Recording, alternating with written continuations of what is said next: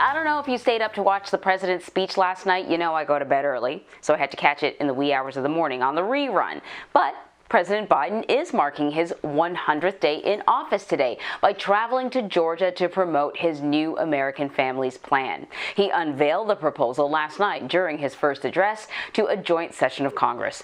The commander-in-chief used the speech as an opportunity to tout his accomplishments and urge lawmakers to move forward on his legislative priorities. He promised a brighter future for the country. Laura Podesta brings us the highlights. Painting a picture of a nation on the rise, President Biden said America is coming out of the coronavirus pandemic stronger than before. America is on the move again. At his first address to a joint session of Congress, the president unveiled his American Families Plan, a $1.8 trillion proposal that expands education and family care. No one should have to choose between a job and a paycheck, or taking care of themselves and their loved ones, or parent or spouse or child. He also pushed his American Jobs Plan, the blue-collar blueprint, which includes rebuilding the country's infrastructure. Jobs, modernizing our roads, bridges, highways. Mr. Biden defended the massive expansion of government spending. How do we pay for my jobs and family plan? I will not impose any tax increase on people making less than $400,000. But it's time for corporate America and the wealthiest 1% of Americans to just begin to pay their fair share. During the hour-long speech, the president urged Congress to act on police reform. But let's get it done next month, by the first anniversary of George Floyd's death. And voting rights. Congress should pass H.R. 1 and the John Lewis Voting Rights Act and send it to my desk. South Carolina Senator Tim Scott, who delivered the Republican response, said the president is working without reaching across the aisle. The actions of the president and his party are pulling us further and further apart. One moment of bipartisanship came when President Biden called for a new health agency to fight diseases like Alzheimer's, cancer, and diabetes. Laura Podesta, CBS News. So let's bring in Bo Erickson now to break down some of the key moments from the speech. Hey, thanks for joining us this morning. So as usual, the president sort of unveiled some sort of sweeping proposals. We heard about it in Laura's piece, and he said that he was going to pay for the latest education and infrastructure proposals with tax increases. What would those tax increases look like? Yes, how to pay for it is the big question here, because one fact that I just cannot get over is that these proposals, if both passed, individually they'd be the highest costing legislation ever passed in Congress. So the question for a lot of Republicans and many people in the president's own party is how to pay for this. So it's those tax increases. And what President Biden is proposing here is actually the first tax increase on wealthy since 2013. We haven't had that increase since 2013 under President Barack Obama. We obviously know under President Trump he lowered the tax rate. So what Biden is trying to do, he's trying to reverse that a little bit. He's trying to raise the top tax rate on wealthy individuals to about 39%. That's for both income taxes and capital gains taxes, which is additional kind of mathematical equation that wealthy people can take into to lower their tax burden as well. He's also promising that he's not going to raise taxes on anyone that's making under $400,000. That is a promise from the campaign trail, and he's sticking to it as well. It was really interesting when I was listening to him last night, because he had also a lot of populist flair in his speech as well.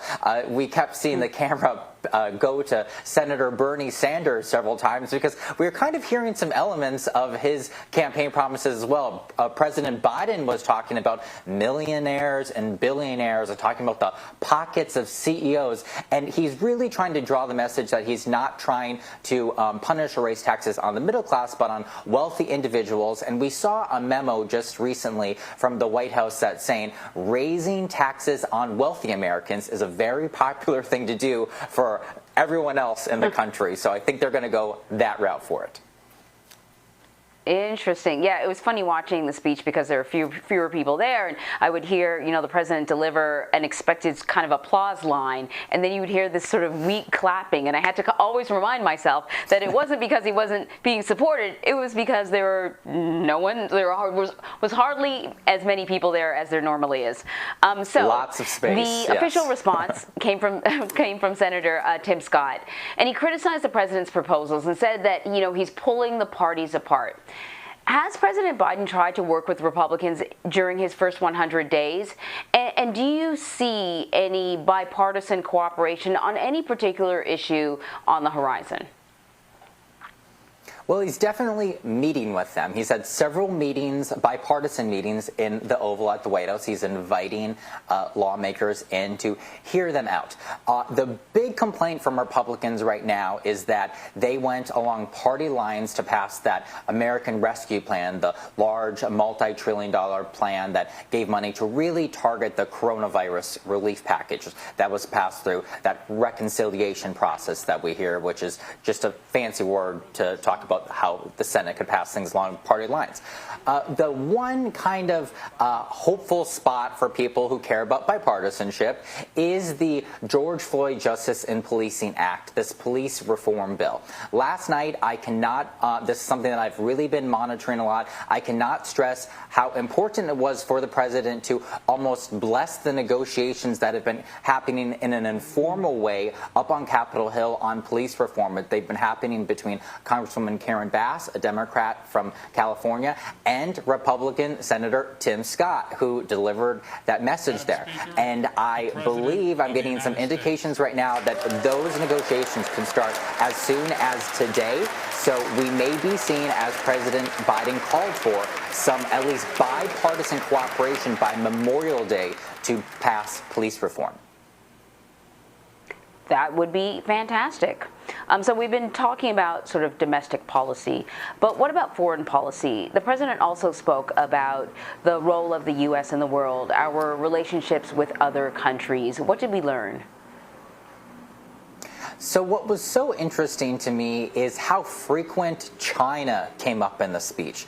There was actually at least 9 mentions of China and references to China that I counted in the speech, and it was all throughout. It was kind of in the domestic side, used as a rallying cry, kind of against China, to saying we're going to do American-made, we're going to beat China in the 21st century, democracy is going to win. But then he also took a strong stance towards China, kind of more in the foreign policy half of the speech too. He was hitting China on global and economic competition. He was also saying that they need to do more on climate change, and he even talked about human rights abuses in China.